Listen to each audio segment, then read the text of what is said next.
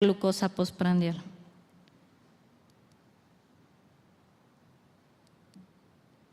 Esto ya ha sido también evidenciado en otros estudios clínicos, en donde ven que el consumo de ácido fólico a dosis de alrededor de 1000 microgramos mejora no solo la insulina y la glucosa sérica, sino también el parámetro de HOMA-IR.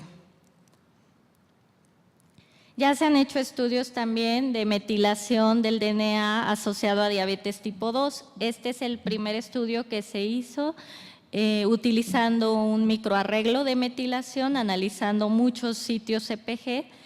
La desventaja de este estudio es que solo fue hecho en donadores cadavéricos, esto por lo inaccesible que es obtener biopsias de páncreas de sujetos vivos. Separó por grupo étnico, por edad y por índice de masa corporal. Lo que arrojó el análisis de metilación en este grupo de sujetos fue que hay diferentes vías particularmente reguladas por metilación en la fisiopatología de la diabetes tipo 2, pero las más importantes fueron las relacionadas con disfunción y muerte celular, especialmente el estrés en el retículo endoplásmico. Esto significaría la incapacidad de la célula beta para procesar la insulina y además para secretarla. Y bueno, muerte celular por consecuencia. Otras evidencias de otros mecanismos epigenéticos que pudieran estar relacionados con la diabetes tipo 2 provienen de este modelo de rata en donde se induce restricción en el crecimiento intrauterino por ligación de las arterias uterinas. Y lo que se ha observado es que el contexto de cromatina, dado por las marcas en sus histonas, se modifica de manera importante en los ratones sujetos a restricción del crecimiento. Particularmente participa un factor de transcripción conocido como PDX1, que tiene mucho que ver con el desarrollo temprano del páncreas, tanto la porción endocrina como la porción exócrina. También se relaciona con la diferenciación tardía de células beta y la adecuada función de estas células. Este factor de transcripción necesita de la activación por USF1 y finalmente, bueno, en ratas con restricción del crecimiento intrauterino, lo que se ha visto es que disminuye la unión de USF1, disminuyendo por tanto los niveles de RNA mensajero de PDX1, y esta disminución en la expresión de PDX1 es consistente después del nacimiento. Lo que genera esta alteración es hiperglucemia, marcadores de estrés oxidante y diabetes. Es interesante porque se van presentando una serie de modificaciones epigenéticas de manera sucesiva. In útero se presenta muy temprano después de la ligación de las arterias, más o menos 24 horas después de que se realiza el procedimiento. Disminuye la acetilación de las histonas 3 y 4 en el promotor de PDX1. La acetilación es una marca de activación, entonces empieza a disminuir la activación génica. También hay pérdida de unión del factor de transcripción USF1 al promotor y empieza a decaer la expresión de PDX1. Al nacimiento continúa la desacetilación de histonas y disminuye la trimetilación de la lisina 4 de la histona 3, que también es una marca de activación, mientras que se ganan marcas de represión. Esto abate aún más la expresión de PDX1 y empieza a manifestarse ya niveles de glucosa alterados y estrés oxidante. 2 semanas después del nacimiento se presenta la posibilidad de reversión de la desacetilación y la normalización permanente de PDX1, y esto es gracias a un agente terapéutico del que les voy a platicar en un momento.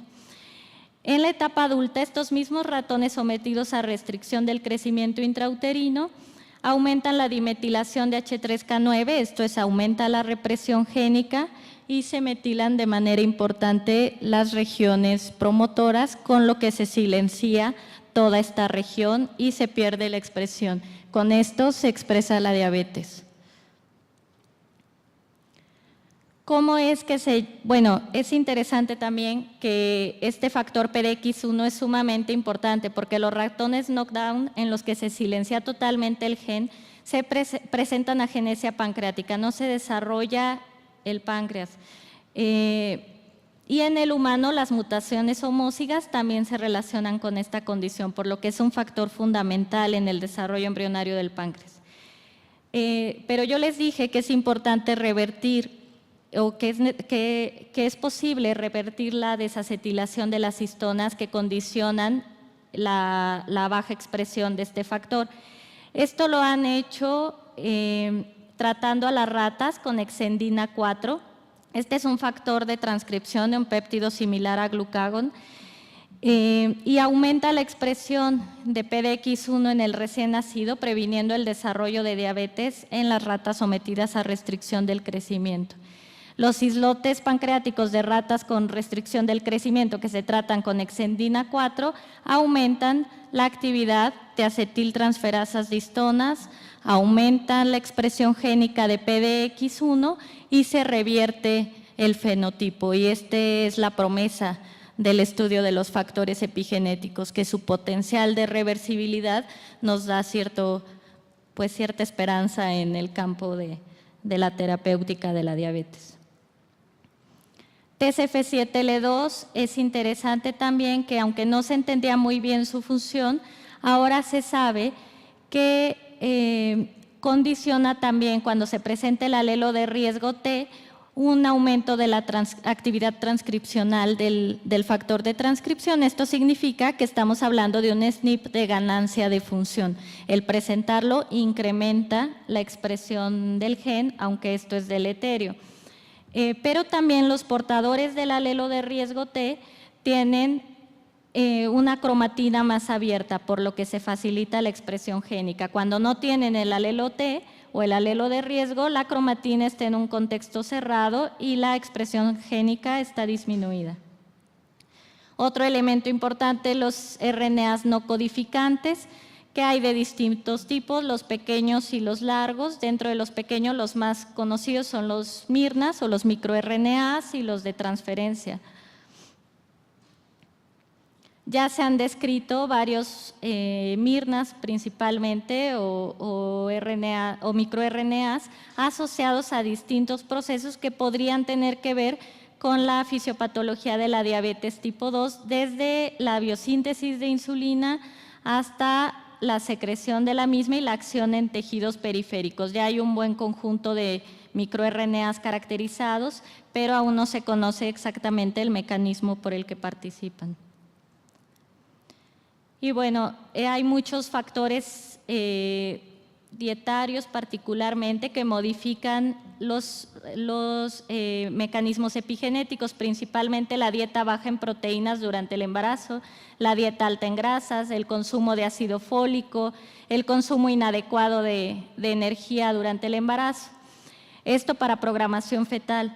Ya en el crecimiento neonatal, ya en los recién nacidos, ya se ha observado que el exceso de alimentación neonatal modifica la metilación de algunos reguladores del apetito a nivel hipotalámico. En la etapa adulta, la dieta alta en grasas se ha asociado con metilación diferencial en algunos genes. La restricción calórica también ha modificado la metilación del DNA y las modificaciones de histonas, y es interesante que la restricción calórica se ha asociado con factores de envejecimiento, previene el envejecimiento una restricción calórica moderada.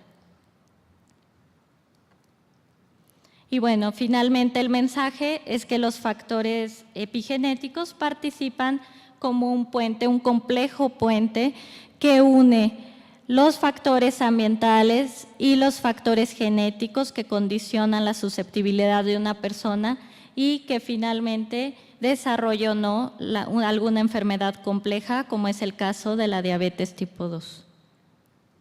Muchas gracias.